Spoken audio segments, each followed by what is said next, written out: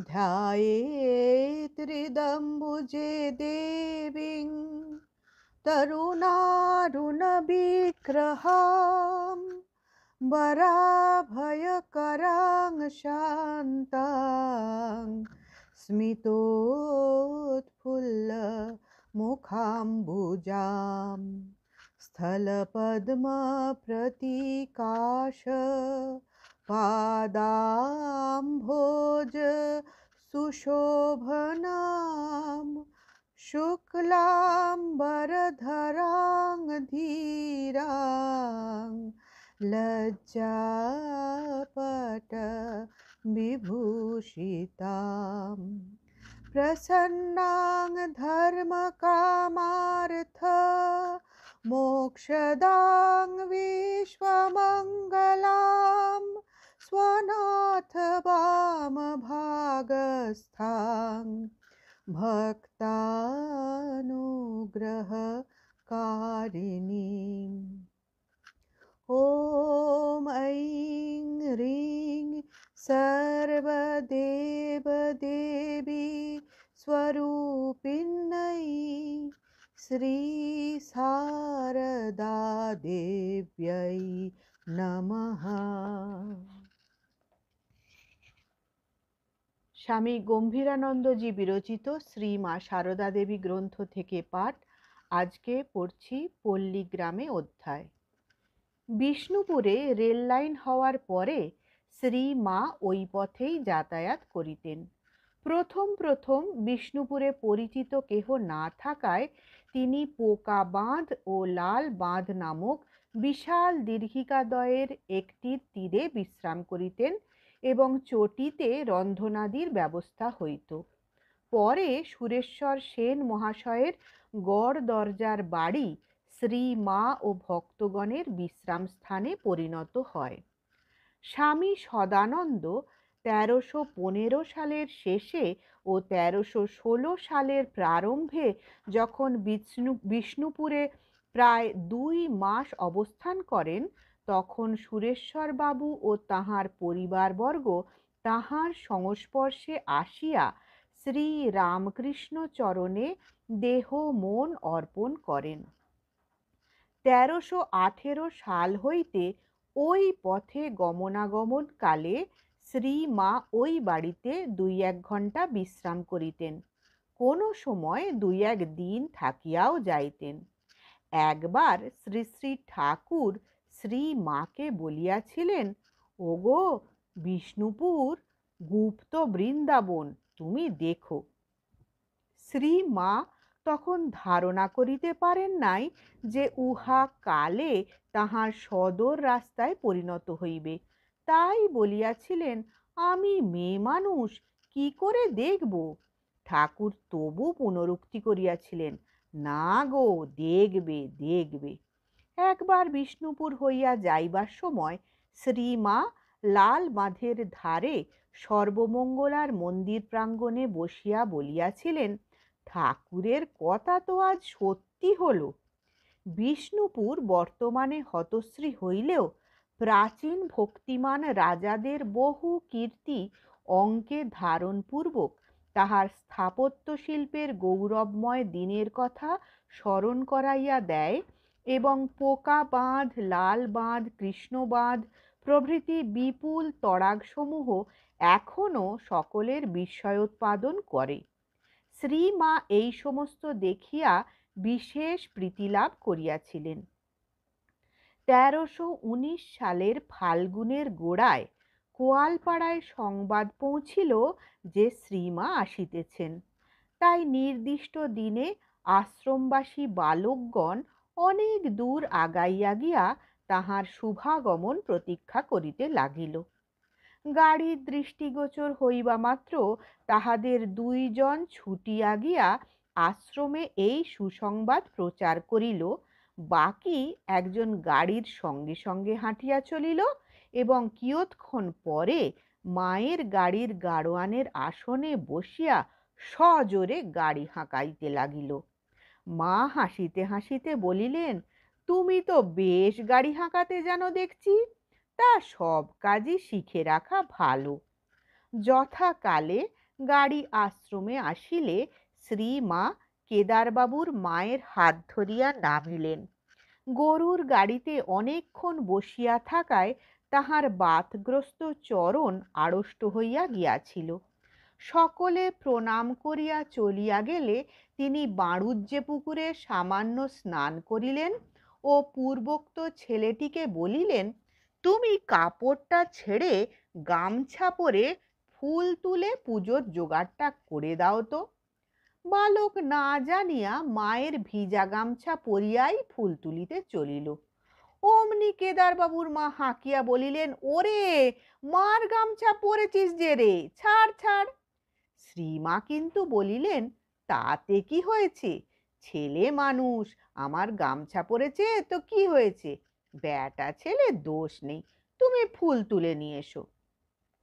ফুল তোলার পর কেদারবাবুর মা ফুল বাঁচিতেছেন, পূর্বোক্ত বালক চন্দন ঘষিতেছে, কিশোরী মহারাজ, পরবর্তী নাম স্বামী পরমেশ্বরানন্দ, রান্না করিতেছেন, আর পরম ভক্ত ও একান্ত অনুগত কেদারবাবু শ্রী মায়ের পার্শ্বে বসিয়া কথা কহিতেছেন।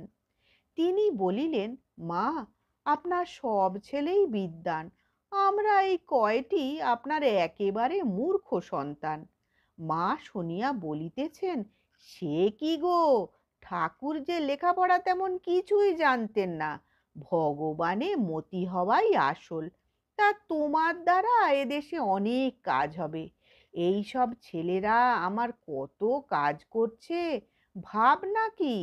ঠাকুর এবার এসেছেন ধনী নির্ধন পণ্ডিত মূর্খ সকলকে উদ্ধার করতে। তোমাদের ভালোবাসি, তোমরা আমার আপন লোক। আহারাদি করিয়া কিছু বিশ্রামের পর তিনি ওই দিনই পালকিতে জয়রামবাটি চলিয়া গেলেন। 1320 সালে বর্ষার প্রথমে জয়রামবাটিতে খুব ম্যালেরিয়া ও আমাশয়ের প্রকোপ হয়। তখন আনুরের ডাকঘর হইতে সপ্তাহে 2 দিন চিঠি বিলি হইত। ওই সময় আবার আমোদর নদে বন্যা হওয়ায় কিছুদিন ডাক আসা যাওয়া বন্ধ হইয়া যায়। এদিকে দীর্ঘকাল সংবাদ না পাওয়ায় অত্যন্ত উৎকণ্ঠিত হইয়া স্বামী শারদানন্দজি কলকাতা হইতে লোক পাঠাইলেন। তিনি আসিয়া দেখিলেন শ্রীমা আমাশয় ভুগিতেছেন। অতএব কতুলপুরে চিঠি ডাকে দিয়া এই সংবাদ কলকাতায় পাঠাইলেন। সঙ্গে সঙ্গে চিকিৎসার্থে ডাক্তার কাঞ্জিলাল ও সেবার জন্য নিবেদিতা বিদ্যালয়ের শ্রীযুক্তা সুধীরা দেবী জয়রামবাটি আসিলেন। 2-1 দিন পরে যোগিনমার ভগিনী কালিদাসী এবং মাস্টার মহাশয়ের স্ত্রীও আসিলেন। শ্রীমা ইহাদের যত্নে শীঘ্রই নিরাময় হইলেন, কিন্তু কলকাতা হইতে আগত এতগুলি লোকের সুখ স্বাচ্ছন্দ্য বিধান তাহার নিকট এক বিষম সমস্যা হইয়া দাঁড়াইল। বর্ষাকালে পল্লীর রাস্তা নগরবাসীর পক্ষে অব্যবহার্য, আবার তরিতরকারি তখন একেবারে দুর্লভ। সুতরাং শ্রীমা কোয়ালপাড়ায় আশ্রমবাসীদিগের স্পষ্টই বলিলেন যে এরূপ অবস্থায় তাহারাই ভরসা। ইহারাও প্রত্যহ 2 বেলা শাক সবজি ও অন্যান্য বস্তু পৌঁছাইয়া দিতে লাগিলেন এবং জয়রামবাটিতে থাকিয়া সমস্ত কার্য করিতে লাগিলেন। মাকে সুস্থ দেখিয়া ডক্টর কাঞ্জিলাল চলিয়া গেলেন। এদিকে জলে ভিজিয়া অমানসিক পরিশ্রমের ফলে কোয়ালপাড়া আশ্রমের সকলেই জ্বরে পড়িলেন। আর 10 দিন তাহাদের কোনো খবর নাই। শ্রীমায়ের ভয় হইল যে আশ্রমবাসীরা হয়তো অসুখে পড়িয়াছে। তিনি আশ্রমাধ্যক্ষের কৃপণতার কথা জানিতেন বলিয়া তাহার মনে যথেষ্ট উদ্বেগেরও সঞ্চার হইল। অবশেষে জনৈকা স্ত্রীলোক দ্বারা সংবাদ লইয়া জানিলেন যে তাহার অনুমান সত্য। তাই আবার ওই স্ত্রীলোকের হাতেই রাধুকে দিয়া লিখিয়া পাঠাইলেন, শ্রীমান কেদার, ও আশ্রমে আমিই ঠাকুরকে বসিয়াছি।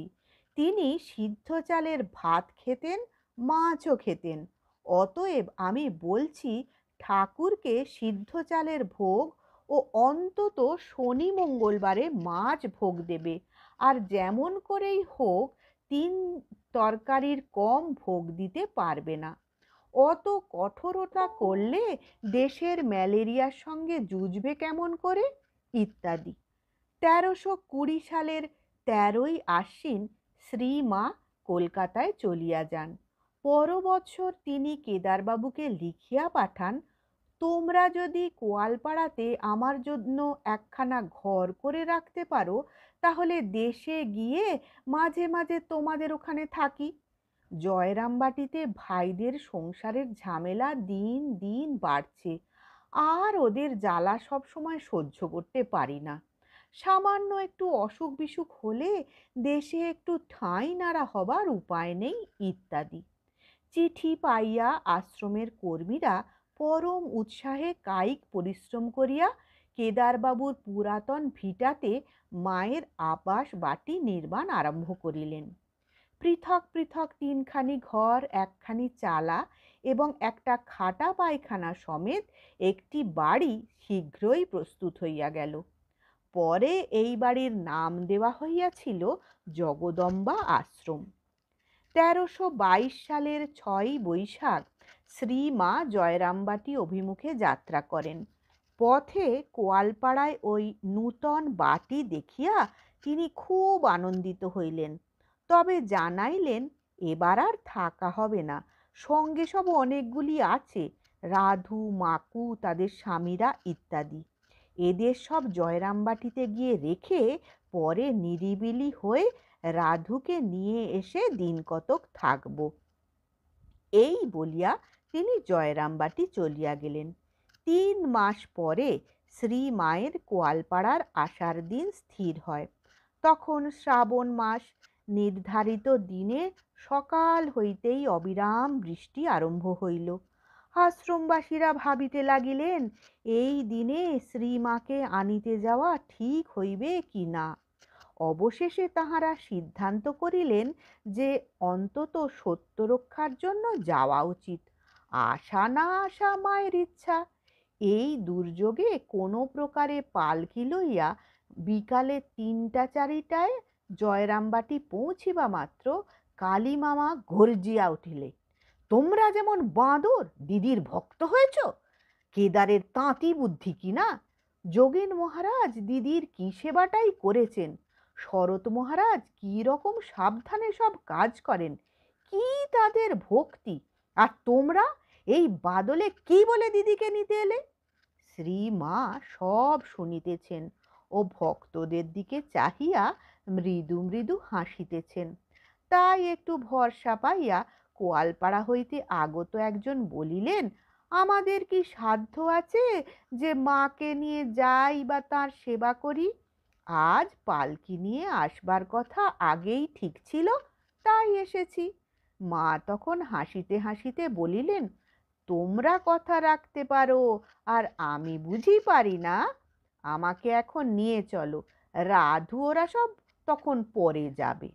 এই কথা শুনিয়া কোয়ালপাড়ার ভক্তগণ হার মানিয়া বলিলেন, তা কি হয়, এই বাদলে কেউ বাড়ির বার হতে পারছে না, আর আপনাকে আমরা ভিজিয়ে নিয়ে গিয়ে কি অসুখ করাবো। তখন কালী মামাও হাসিতে লাগিলেন। পালকি রাত্রির অন্ধকারে ফিরিয়া গেল। ইহার পরের মাসে শ্রীমা রাধু, মাকু, নলিনী দিদি, ছোট মামি প্রভৃতিকে লইয়া কোয়ালপাড়ার নূতন বাড়িতে গিয়াছিলেন এবং 15 দিন তথায় অবস্থান করিয়াছিলেন। ভাদ্র মাসে আসিয়াছিলেন বলিয়া তিনি শীঘ্রই ফিরিয়া গেলেন, অধিক দিন থাকা হইল না। এই বৎসর জয়রামবাটিতে জগদ্ধাত্রী পূজায় যাহার ভাণ্ডারী হইবার কথা ছিল, তিনি হঠাৎ অসুস্থ হইয়া পড়ায় কোয়ালপাড়ার একজন বালক ভক্তকে ওই কাজ লইতে হইল। তিনি অব্রাহ্মণ, তাই মা তাহাকে সাবধান করিয়া দিলেন, একটু আলগোছ রেখে কাজগুলো করো, তাহলেই হবে। এখন ওই অঞ্চলে সমাজের বাঁধাবাঁধি তখন খুব বেশি ছিল, এখনও শহর অপেক্ষা অধিক। একবার ভগিনী নিবেদিতা মায়ের জননীকে বলিয়াছিলেন, দিদিমা তোমার দেশে যাব, তোমার রান্নাঘরে গিয়ে রান্না করব। দিদিমা তাহাকে বলিয়াছিলেন, না দিদি, উ কথাটি বলোনি। তুমি আমার হেসেলে ঢুকলে দেশের লোক আমাদের ঠেকো অর্থাৎ এক ঘরে করবে। একবার জগদ্ধাত্রী পূজার পরিবেশনের কার্যে নিরত সেজ মামার কপালে জনৈক সন্ন্যাসী হোমের ফোঁটা দেওয়াতে ব্রাহ্মণ জমিদার বাবুরা অনাচারের প্রতিবাদ কল্পে ও জাতি নাশ ভয়ে অর্ধভুক্ত অবস্থায় উঠিয়া পড়েন। শ্রী মা প্রভৃতির বহু অনুরোধেও আর বসেন নাই। অধিকন্তু 25 টাকা অর্থদণ্ড আদায় করেন। পরে শ্রীযুক্ত ললিতমোহন চট্টোপাধ্যায় জয়রামবাটি আসিয়া ওই সংবাদ জানিতে পারেন। তিনি সঙ্গে গ্রামোফোন আনিয়াছিলেন। গ্রামবাসীকে উহা বাজাইয়া শুনাইতে লাগিলেন। পল্লীগ্রামে তখন উহা অভিনব বস্তু, সুতরাং সেই আসরে জরিমানা আদায়কারীরা উপস্থিত ছিলেন। শ্রী মায়ের অপমানের প্রতিশোধ লইবার উত্তম সুযোগ পাইয়া বীর ভক্ত তখন অগ্নিমূর্তি ধারণ করিলেন এবং ভয় দেখাইলেন যে টাকা ফিরাইয়া না দিলে তিনি তাহাদিগকে গুলি করিবেন। বলা বাহুল্য, টাকা তৎক্ষণাৎ ফেরত দেওয়া হইয়াছিল। এইসব অদ্ভুত কীর্তির জন্য ললিতবাবু ভক্তমহলে কাইজার আখ্যা লাভ করিয়াছিলেন। সামাজিক ক্ষেত্রে শ্রী মা পল্লীগ্রামের এই জাতীয় সংকীর্ণতাকে মানিয়া লইলেও ভক্তদের সহিত ব্যক্তিগত ব্যবহারকালে এই সকল কৃত্রিমতাকে যথাসম্ভব অস্বীকার করিয়াই চলিতেন। তিনি 3 দিন দেবী প্রতিমা রাখিয়া পূজা করিতেন এবং মামিদের সহিত মণ্ডপে যাইয়া অঞ্জলি প্রদান করিতেন। তৃতীয় দিন একাদশীর রাত্রে সাধু ব্রহ্মচারীরা দেবীর গান গাহিতে লাগিলেন। বিশেষত মাকে দেখব বলে ভাবনা কেউ করো না আর, সে যে তোমার আমার মা শুধু নয়, জগতের মা সবাকার। এই গানখানি বারংবার গাহিয়া আনন্দে ভাসিতে লাগিলেন। শ্রী মা সবই শুনিতেছিলেন। পরে কোয়ালপাড়ার ভক্ত বালকটিকে বলিলেন, আহা, গানটি বেশ জমেছিল। তাই তো, ভক্তের আবার জাত, সব ছেলেই তো এক। আমার ইচ্ছে হয় সকলকে এক পাত্রে বসিয়ে খাওয়াই। তা এ পোড়া দেশে জাতের বড়াই আবার আছে। যা হোক, মুড়িতে আর দোষ নেই। কাল এক কাজ করো, খুব সকালে কামারপুকুরে গিয়ে সত্যময়রার দোকান থেকে বড় বড় জিলিপি 2 সের নিয়ে এসো। পরদিন প্রায় 9টায় জিলিপি আসিল। শ্রীমা উহা ঠাকুরের নিকট নিবেদন করিয়া একখানি বড় থালায় প্রচুর মুড়ি রাখিয়া উহার চারিপার্শ্বে সাজাইয়া দিলেন। পরে তিনি থালাখানি ভক্তদের নিকট পাঠাইয়া দিলেন এবং তাহারা সকলে একসঙ্গে আমোদ করিয়া খাইতে থাকিলে পার্শ্বের ঘরে দাঁড়াইয়া সস্নেহে দেখিতে লাগিলেন। ক্রমে গ্রামের লোকেও জানিয়া লইল যে শ্রীমায়ের ভক্তেরা একটা বিশেষ স্তরের লোক। একদিন তিনি বাড়ির সদর দরজার সম্মুখে রোয়াকে বসিয়া আছেন। সম্মুখে অনেকগুলি বালক খেলা করিতেছে। দূর দেশ হইতে আগত কয়েকজন নূতন ভক্ত উহাদের পাশ দিয়া চলিয়া যাইতেছেন। একটি বালক তখন সঙ্গীদের জিজ্ঞাসা করিল, ওরা কারা? জিজ্ঞাসিত বালক বিজ্ঞের মতো বলিল, কেন, ওরা ভক্তেরা, জানিস নি? পরে তাহাদের জাতি সম্বন্ধে প্রশ্ন হইলে বিজ্ঞ বালক উত্তর দিল, কেন, জানিস নি, ওরা ভক্ত। মা শুনিয়া বলিলেন, দেখো, ছেলেদের মুখ থেকে অনেক সময় যা বেরোয় সব ঠিক ঠিক, ওরা বুঝে নিয়েছে ভক্ত একটা জাত। 1322 সালের শীতকালের একটি ঘটনা একদিকে যেমন কৌতুকাবহ, অপরদিকে তেমনি শ্রী মায়ের বিপদে স্থৈর্যের পরিচায়ক। ওই সময় পূজনীয়া গৌরী মা একদিন শ্রী মাকে দেখিতে কোয়ালপাড়া হইয়া জয়রামবাটি যান। কোয়ালপাড়া হইতে তিনি ব্রহ্মচারী বরদাকে সঙ্গে লইলেন। আমোদরের ধারে আসিয়া কিছুক্ষণ বিশ্রাম করিতেছেন, এমন সময়ে গৌরীমার মাথায় একটা খেয়াল উঠিল। সন্ধ্যার সময় মায়ের বাড়ির দরজায় পৌঁছিলে তিনি বরদা মহারাজকে অপেক্ষা করিতে বলিয়া নিজে মাথায় পাগড়ি বাঁধিয়া একটু ভিতরে ঢুকিলেন ও ভিখারীদের অনুকরণে ডাকিলেন, মা, দুটি ভিক্ষা পাই মা। ছোট মামি বারণ্ডা হইতে বাহিরে আসিয়া জিজ্ঞাসা করিলেন, কে গো? গৌরীমা আবার করুণ স্বরে ডাকিলেন, দুটি ভিক্ষা পাই মা। ওই অসময়ে পুরুষের চেহারা দেখিয়াই ছোট মামি ওগো ঠাকুরঝি গো বলিয়া চিৎকার করিয়া শ্রী মায়ের নিকট উপস্থিত হইলেন। মা ধীরভাবে বাহিরে আসিয়া দৃঢ় স্বরে বলিলেন, কে রে? গৌরীমা পূর্বস্থানে দাঁড়াইয়া থাকিয়াই বলিলেন, দুটি ভিক্ষা পাই মা, আমি রাত ভিখারি। অন্ধকারে মুখ দেখিতে না পাইলেও গলার স্বর শুনিয়াই শ্রী মা গৌরীমাকে চিনিতে পারিলেন ও কহিলেন, ও গৌরদাসী, এসো এসো, কখন এলে? তখন সকলে মিলিয়া খুব হাসাহাসি হইল। ছোট মামি লজ্জায় আর ঘরের বাহিরে আসিলেন না। গৌরীমা পুস্তকের 191-92 পৃষ্ঠার সহিত এই বিবরণের কিঞ্চিত পার্থক্য থাকিলেও আমরা প্রত্যক্ষদ্রষ্টা বরদা মহারাজের স্বামী ঈশানানন্দের বর্ণনার অনুসরণ করিলাম। শ্রী মা জয়রামবাটিতে আসিলে বড় মামার বাড়িতেই বাস করিতেন, কিন্তু এখন তাহার সঙ্গী অনেক, ভক্ত সংখ্যা বৃদ্ধি পাইতেছে, মামাদের সংসারও বাড়িয়া চলিয়াছে। এই অবস্থায় ওই বাড়িতে থাকা উভয়ত অসুবিধাজনক ছিল। অতএব মাতা ঠাকুরানীর অনুমোদন ক্রমে পুণ্যপুকুরের পশ্চিম তীরে একটি নূতন বাড়ি নির্মিত হয়। উহাতে প্রায় 2 সহস্র টাকা ব্যয় হইয়াছিল।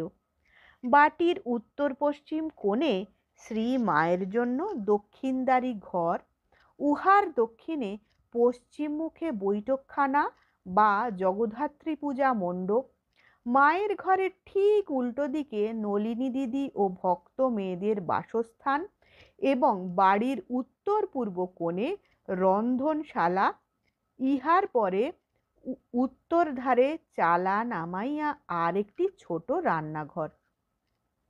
1323 সালের 2রা জ্যৈষ্ঠ 15ই মে 1916 নূতন বাড়ির গৃহপ্রবেশ কার্য আনুষ্ঠানিকভাবে সম্পন্ন হইল। ওই বাড়ির ভূমি সংগ্রহের সমকালেই পুণ্যপুকুরও বহু অর্থব্যয় কৃত হয় এবং উহার সংস্কার করা হয়।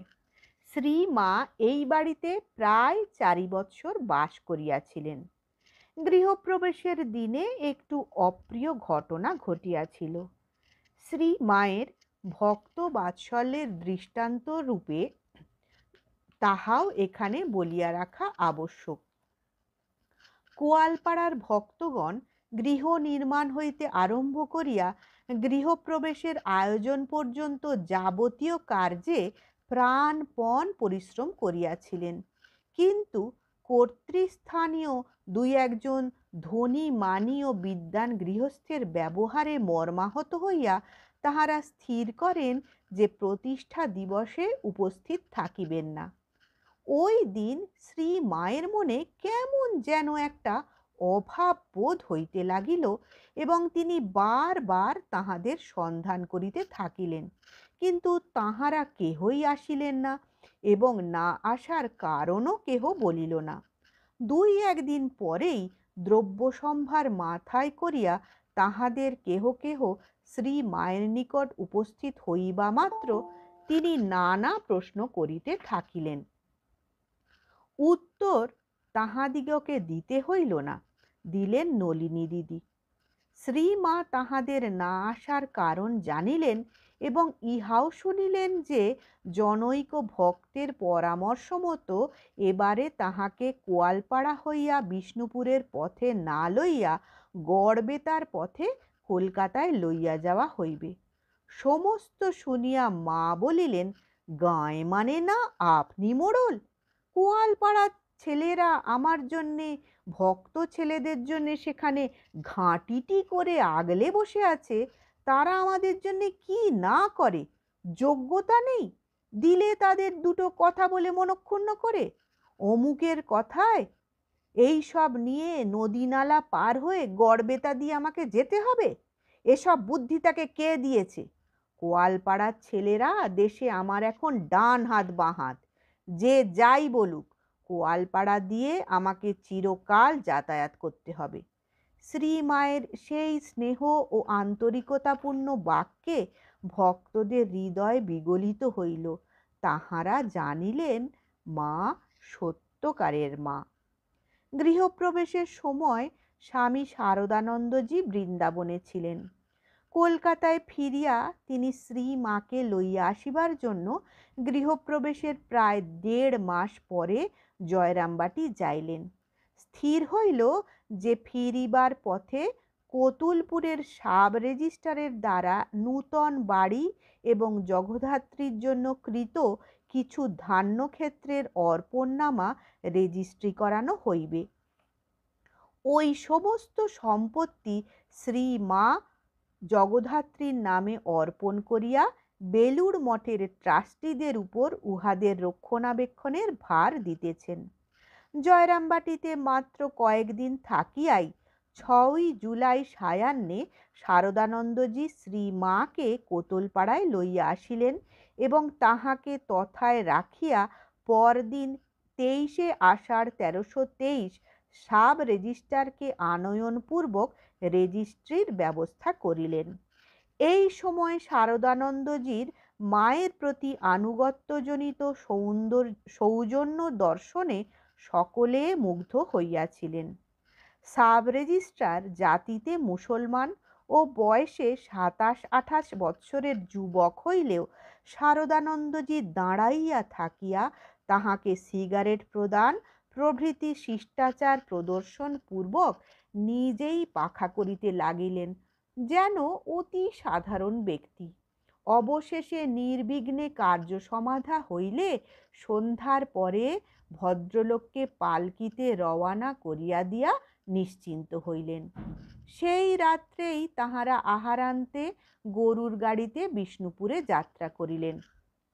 পরদিন সকালে বিষ্ণুপুরে সুরেশবাবুর বাড়িতে পৌঁছিয়া সেখানে সারাদিন বিশ্রাম করিলেন। পরে রাত্রের ট্রেনে কলিকাতায় চলিলেন। প্রায় 7 মাস কলিকাতায় উদ্বোধনে থাকিয়া শ্রীমা 18ই মাঘ 13ই জানুয়ারি 1917 পুনরায় জয়রামবাটি যাত্রা করিলেন।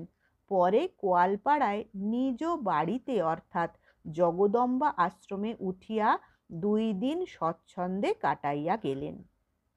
1324 সালে নূতন বাড়িতে জগদ্ধাত্রী পুজোয় তিনি এই প্রথম উপস্থিত আছেন। দুর্গাপূজার পর হইতেই দিন গণিতেছেন, আর এই কদিন আছে।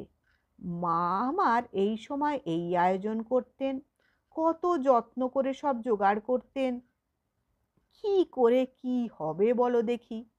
কালী পুজোর দিন বলিতেছেন, মা আজ থেকে সলতে পাকাতেন, এই বলিয়া প্রদীপের সলিতা প্রস্তুত করিতে বসিয়া গেলেন। জগদ্ধাত্রী পূজার দিন সকাল হইতে তিনি গলবস্ত্র হইয়া মধ্যে মধ্যে দেবীর নিকট গিয়া প্রণাম আনতে প্রার্থনা করিতেছেন, যাহাতে পূজা নির্বিঘ্নে সম্পন্ন হয়। হলদিপুকুরের এক ভট্টাচার্য পূজক এবং মামাদের কুলগুরু তন্ত্রধারক। পূজা সমাপ্ত হইলে শ্রীমা কুলগুরুকে প্রণাম করিয়া পদধূলি লইলেন। পূজারীকে প্রণাম করিতে গেলে তিনি সরিয়া গিয়া বলিলেন, মা আপনি আমাদের প্রণাম করছেন কি, আশীর্বাদ করুন।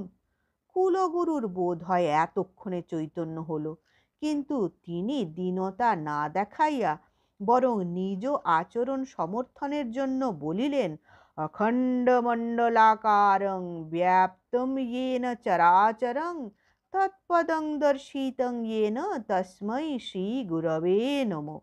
শ্রীমাও তাই বই কি বলিয়া সায় দিয়া চলিয়া গেলেন। পরদিন সকালে সাত বেড়ের লালু জেলে আসিয়া ধরিল, পিসিমা আমি বাউল গান করব। শ্রীমা অসম্মতি জানাইলেন, অসুবিধের কথা তুলিলেন, কিন্তু লালু বলিল যে সে নিজেই সামিয়ানা লণ্ঠন ইত্যাদি জোগাড় করিবে, ওই জন্যে অপর কাহাকেও কষ্ট পাইতে হইবে না। শ্রীমা বলিলেন, কেন লোক হাসাবি লালু, তার চেয়ে অমনি বসে দু একখানি গান জগদ্ধাত্রীকে শুনিয়ে পরে প্রসাদ পেয়ে যাস। লালু কিন্তু কোনো কথা শুনিল না, নিজেই সামিয়ানা টাঙাইয়া লণ্ঠনটি ঝুলাইয়া সন্ধ্যার পরে আলখাল্লা পরিয়া ঢোলক কাঁধে আসরে নামিল। তারপরে দু চারিটি হাস্যরসের গান গাহিয়া সকলকে হাসাইয়া বিদায় লইল। জগদ্ধাত্রী পুজোর পর হইতে শ্রীমায়ের শরীর খারাপ যাইতেছিল। পৌষ মাসে জ্বর খুব বাড়িয়া গেল। তাই সংবাদ পাইয়া শারদানন্দজি তাহার ভ্রাতা ডাক্তার সতীশচন্দ্র চক্রবর্তী, ডাক্তার কাঞ্জিলাল, যোগিনমা, গোলাপমা, সরলা দেবী প্রভৃতিকে লইয়া 21শে জানুয়ারি 1918 জয়রামবাটি পৌঁছিলেন। শ্রীমা বলিলেন, আমি কাঞ্জিলালের ওষুধ খাব। তাহাই হইল। ঔষধ ব্যবহারের ফলে তিনি শীঘ্রই সুস্থ হইলেন, কিন্তু তদপেক্ষাও ফলপ্রসূ হইল স্বামী শারদানন্দজি প্রভৃতির উপস্থিতি। ইহাদিগকে পাইয়া এবং ইহাদের স্বাচ্ছন্দ্যের জন্য নানাবিধ চিন্তায় মগ্ন থাকিয়া শ্রীমা যেন অচিরে দেহের রোগ ঝাড়িয়া ফেলিয়া দিলেন। সরলা দেবী অতি কৈশোরেই ইনি নিবেদিতা বিদ্যালয়ের সম্পর্কে আসিয়া ভগিনী নিবেদিতা ও সুধীরা দেবীর দ্বারা প্রভাবিত হন। 9-10 বৎসর বয়সে ইনি বাগবাজার স্ট্রিটের ভাড়া বাড়িতে শ্রীমায়ের দর্শন পান এবং 1913 খ্রিস্টাব্দ হইতে শ্রীমায়ের তিরোধান পর্যন্ত বিভিন্ন সময় সুযোগ মতো তাহার সেবা করিয়া জীবন ধন্য করেন। এই সময় জয়রামবাটিতে এক উৎপাত জুটিয়াছিল। তখন রাজনৈতিক আন্দোলন দমনের জন্য গভর্নমেন্ট হইতে সর্বত্র কড়া পুলিশের ব্যবস্থা হইয়াছে। তাহারা লোকজনের চলাচলের উপর তীক্ষ্ণ দৃষ্টি রাখিত, এমনকি শ্রীমায়ের বাটিতে আসিয়াও ভক্তদের নাম ধাম লিখিয়া লইয়া যাইত। অন্তরিনদের মধ্যে 2-4 জন শ্রীমায়ের ভক্ত ছিলেন। বিশেষত পূর্ববঙ্গীয় সাধুদের গমনাগমনে পুলিশের সন্দেহ বর্ধিত হইয়াছিল। জয়রামবাটির শ্রীমায়ের বাড়ি পুলিশের নিকট মাতাজির আশ্রম বলিয়া পরিচিত ছিল। কোয়ালপাড়ার আশ্রমও তাহাদের অনুরূপ চিন্তার বিষয় ছিল। ইহা শ্রীমায়ের পক্ষে এক বিষম উদ্বেগের কারণ ছিল। ইহা দূরীকরণার্থে শ্রীমায়ের স্নেহভাজন ভক্ত বিভূতিবাবু চেষ্টা করিয়া একবার বাঁকুড়ার পুলিশের এক বড় কর্মচারীকে জয়রামবাটি লইয়া আসেন। তিনি মাতা ঠাকুরানীকে দর্শন ও প্রণামান্তর তাহার স্নেহাশিস লাভে প্রীত হইয়া জিজ্ঞাসা করেন, পুলিশের জন্য মায়ের কোনো ভয় ভাবনা হয় কি না। ভদ্রতার খাতিরে বিভূতিবাবু প্রশ্নটিকে একটু চাপা দিতে চাহিলেন, কিন্তু শ্রীমা সরলভাবে বলিলেন, ভয় হয় বই কি বাবা। এই উত্তর শুনিয়া পুলিশ কর্মচারী তাহাকে অভয় প্রদান করেন। তখন হইতে খোঁজ খবর রাখা ছাড়া পুলিশ অন্য কিছু করিত না। এমনকি স্থানীয় থানার দারোগা প্রভৃতিও শ্রীমাকে সম্মানের চোখে দেখিতেন। স্বামী শারদানন্দজি জয়রামবাটিতে সদল বলে আসিলে গ্রাম্য চৌকিদার অম্বিকা আসিয়া সকলের নামধাম লিখাইয়া লইয়া গেল। পাছে তাহাদের ভুল ত্রুটির জন্য শ্রীমায়ের কোনো অসুবিধে হয়, এই জন্য শারদানন্দজি সকলকে ঠিকভাবে সমস্ত সংবাদ লিখিয়া দিতে বলিলেন। শরৎ মহারাজের ইচ্ছা ছিল যে শ্রীমাকে কলকাতায় লইয়া যান, কিন্তু তিনি যাইতে রাজি হইলেন না। অগত্যা শ্রী মায়ের সেবার জন্য সরলা দেবীকে এবং মা সম্মত হইলে তাহাকে কলকাতা লইয়া যাইবার জন্য অপর একজনকে রাখিয়া সকলে ফিরিয়া গেলেন। দিন 15 পরেও শ্রীমায়ের যাইবার ইচ্ছা হইল না দেখিয়া শেষোক্ত ব্যক্তিও বিদায় লইলেন। ক্রমে শিবরাত্রি সমাগত প্রায়। উহার পূর্বদিন বিকালে চৌকিদার অম্বিকা আসিয়া খবর দিয়া গেল, আগামীকল্য শিরোমণিপুরে দারোগা আসিতেছেন। কিছুদিন পূর্বে স্বামী জ্ঞানানন্দ ম্যালেরিয়ায় ভুগিয়া চিকিৎসার জন্য কাটিহারে ডাক্তার অঘোরনাথ ঘোষের বাটিতে আশ্রয় লইয়াছিলেন। সেখানে থাকিতেই শ্রীমায়ের অসুখের সংবাদ পাইয়া তিনি একবার জয়রামবাটি ঘুরিয়া গিয়াছিলেন। তিনি কাটিহারে ফিরিয়া গেলে পুলিশ মনে করে যে অঘোরবাবু নজরবন্দি যে ভ্রাতা ফেরার হইয়াছেন তিনি আত্মগোপন করিয়া জ্ঞানানন্দ নামে ডাক্তারবাবুর বাড়িতে বাস করিতেছেন। সুতরাং জ্ঞানানন্দের সম্বন্ধে জোর তদন্ত চলিতে লাগিল। অম্বিকা জানাইয়া গেল, থানার আলোচনা হইতে সে বুঝিয়াছে যে এই উপলক্ষেই দারোগা আসিতেছেন। তদন্তের বিষয়ে জানা থাকিলেও তখনকার দিনে সর্বশক্তিমান পুলিশের পক্ষে কিছুই অসম্ভব ছিল না। বিশেষত মাত্র দিন কয়েক পূর্বে সিন্ধুবালার ঘটনা হইয়া গিয়াছে। কিন্তু আশ্চর্যের বিষয় এই যে বাটির সকলের মন দুশ্চিন্তাগ্রস্ত হইলেও তাহারা শ্রী মায়ের মুখের দিকে চাহিয়া দেখিলেন সেখানে বিরাজিত রহিয়াছে এক অভয়পূর্ণ স্থৈর্য ও প্রসন্নতা। সুতরাং আপাতত সকলেই ধৈর্য অবলম্বন করিলেন। রাত্রে শ্রী মা চিরদিনের অভ্যাস মতো সন্তানদের পার্শ্বে বসিয়া তাহাদিগকে সাদরে খাওয়াইলেন। তখনও পরদিবসের জন্য কোনো উৎকণ্ঠা দেখা গেল না। সৌভাগ্যক্রমে পরদিন আরামবাগের উকিল মনীন্দ্রনাথ বসু আসিয়া পড়িলেন। ইনি শ্রীমায়ের আশ্রিত। তাহাকে দেখিয়া মাতা ঠাকুরুনীর মন বেশ প্রসন্ন হইল। মায়ের বাটিতে উপস্থিত সেবক মনীন্দ্রবাবুকে সব বলিয়া রাখিলেন। সূর্যাস্তের সঙ্গে সঙ্গে দারোগাবাবু লোকজন সহ উপস্থিত হইলেন। মণিবাবুর সঙ্গেই প্রায় কথাবার্তা চলিতে লাগিল। ইত্যবসরে শ্রীমা ভিতর হইতে সংবাদ পাঠাইলেন যে দারোগাবাবুর জলযোগের ব্যবস্থা হইয়াছে।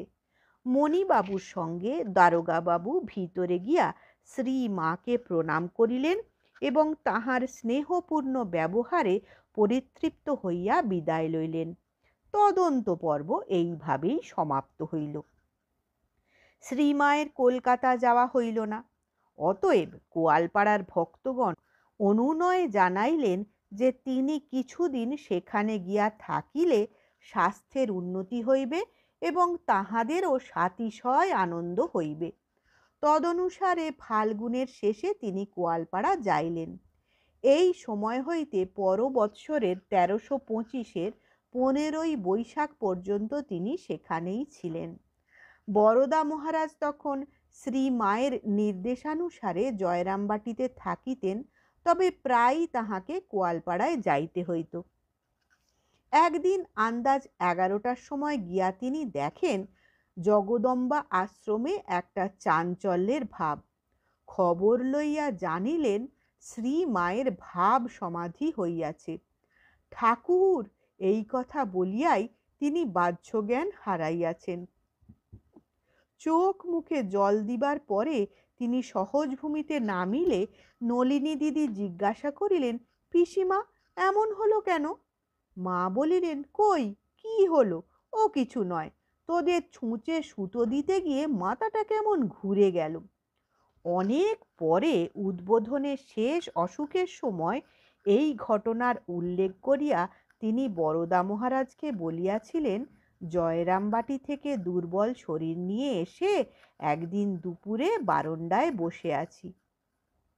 নলিনীরা একটু দূরে বসে কি সব সেলাই করছে। খুব রোদ, চারিদিক রোদে ঝাঁঝা করছে। দেখি যেন সদর দরজা দিয়ে ঠাকুর এসে ঠান্ডা বারান্দায় বসেই শুয়ে পড়েছেন। আমি তাই দেখে তাড়াতাড়ি নিচের আঁচলটা পেতে দিতে গেছি। পেতে দিতে গিয়ে ওই অবস্থায় কেমন হয়ে গেলুম। কেদারের মাটা সব নানা রকম গোলমাল করতে লাগলো।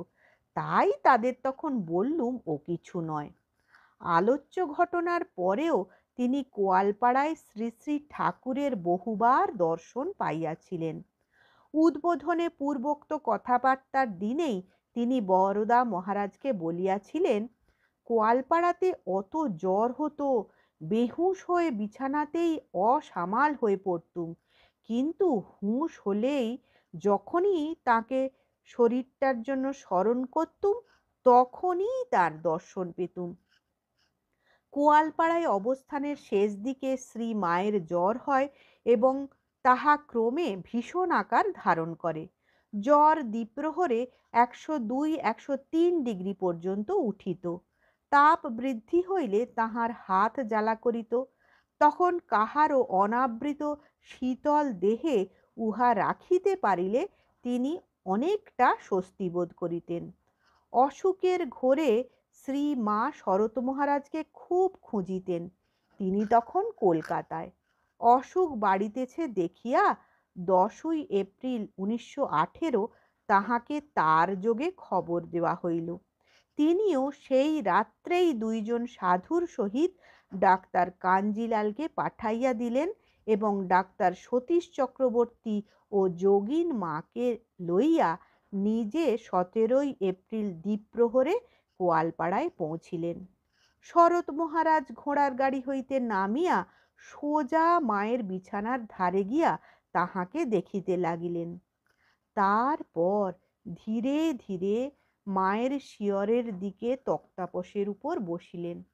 তখন জ্বর বাড়িতেছে, আর শ্রীমা কিছু ধরিবার জন্য যেন হাতড়াইতেছেন। শরৎ মহারাজ জিজ্ঞাসা করিয়া জানিলেন যে জ্বর বৃদ্ধির সময় শ্রীমা কোনো ঠান্ডা জিনিসের উপর হাত রাখিবার জন্য ঐরূপ করিয়া থাকেন। তিনি তৎক্ষণাৎ জামা খুলিয়া ফেলিয়া মায়ের হাত ঢুকানি আনিয়া নিজের দেহের উপর রাখিলেন। শ্রীমা আহ বলিয়া চাহিয়া দেখিলেন, কিন্তু ঘোমটা টানিলেন না। কাজেই উপস্থিত সকলে ভাবিলেন যে তিনি জ্বরের ঘোরে শারদানন্দজিকে চিনিতে পারেন নাই। পরদিন জ্বর ত্যাগ হইল এবং 21শে এপ্রিল তিনি অন্নপথ্য করিলেন। তখন ডাক্তার কাঞ্জিলাল কলকাতায় চলিয়া গেলেন। ক্রমে মাতা ঠাকুরানীর একটু বল সঞ্চার হইলে শরৎ মহারাজ একদিন সকালে প্রস্তাব করিলেন, মা, এবারে আর আপনাকে ছেড়ে যাব না, আমরা সঙ্গে করে কলকাতায় নিয়ে যাব। শ্রী মাও আপত্তি না করিয়া বলিলেন, কিন্তু বাবা, একবার জয়রামবাটি গিয়ে যাত্রাটা বদলে আসতে হবে। তাই 29শে এপ্রিল শরৎ মহারাজের সহিত তিনি জয়রামবাটি যাইলেন। ডাক্তার সতীশবাবু কলকাতা অভিমুখে যাত্রা করিলেন। শ্রী মা জয়রামবাটিতে পৌঁছিলে গ্রামবাসিনীরা তথায় সমবেত হইলেন এবং বলিতে লাগিলেন, মা, আমরা যে আর আপনাকে দেখতে পাবো আশা ছেড়ে দিয়েছিলাম। আপনি যে সকলকে নিয়ে আজ এখানে এলেন তাতে আমাদের সকলের খুব আনন্দ। মা বললেন, হ্যাঁ মা, খুব অসুখটায় ভুগলুম। শরৎ, কাঞ্জিলাল এরা এসে পড়ল। মা সিংহবাহিনীর কৃপায় এই যাত্রা রক্ষা পেয়ে গেলুম। শরৎ বলছে কলকাতায় যেতে, তা তোমরা সকলে মত করো তো গিয়ে একটু সেরে আসি। সকলে আনন্দের সহিত সম্মতি জানাইলেন। শ্রী মায়ের যখন কোয়ালপাড়ায় অসুখ, তখন রাধু হঠাৎ তাজপুরে শ্বশুর বাড়িতে চলিয়া যায়। সে তাহার সহিত কলকাতায় যাইবে কিনা জানিবার জন্য শ্রী মা তাজপুরে লোক পাঠাইলেন। রাধু জানাইয়া দিল যে সে আপাতত যাইবে না। শ্রী মা মাত্র 7-8 দিন জয়রামবাটিতে থাকিয়া কলকাতায় যাইবেন। যাত্রার পূর্বদিন পূর্ণপুকুরে জাল দিয়া মাছ ধরা হইতেছে।